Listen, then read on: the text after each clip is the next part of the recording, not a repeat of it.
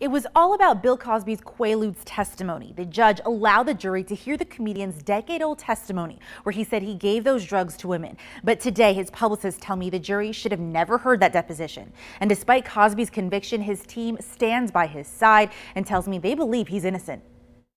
There was not a chance for Mr. Cosby to have a fair trial because he was already deemed guilty from the beginning. So you believe 60 women are lying? But the sheer volume of a number, that was the goal, to parade 60 women out to make it believable, because no one believed it. 30, 40-year-old allegations. You have no evidence, you have no proof, just because I said so. Some of them stated that he raped them on the Johnny Carson show. He sexual assaulted them. They were not even on the show with him. He was nowhere around. His playing records in the trial proved, and his tour records proved dates that he was not in Philadelphia during the alleged assault with Andrea Constand. They overlooked that.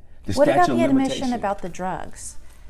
I definitely want to talk about that. We talk about this deposition, and this is someone who volunteered to go sit down with the police, someone who was honest about partying activities from the 70s. He admitted to the fact that, yes, I bought drugs. This was the party drug at the time. I wanted to have them in case I was out with someone that wanted to party and wanted to use these drugs for consensual sex, not to drug and sexually assault someone. You're going to take this man's admission to having something that he used at the time for partying in the era, 60s, 70s, and now you're going to use it against him as if that era never happened, everything was wrong in that era.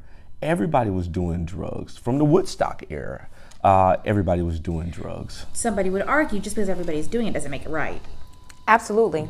Just because everybody is doing it does not make it right. But we are also talking about a context where the intent was not to harm anyone. The Quaaludes were not bought to go out and then force someone to take a drug and partake in something that was not consensual. Andrew White and Ebony Benson say Bill Cosby will appeal his conviction. To hear more of their interview about how Cosby is doing now, their friendship with the comedian, and what comes next, visit our website, WVTM13.com. Ian, back to you.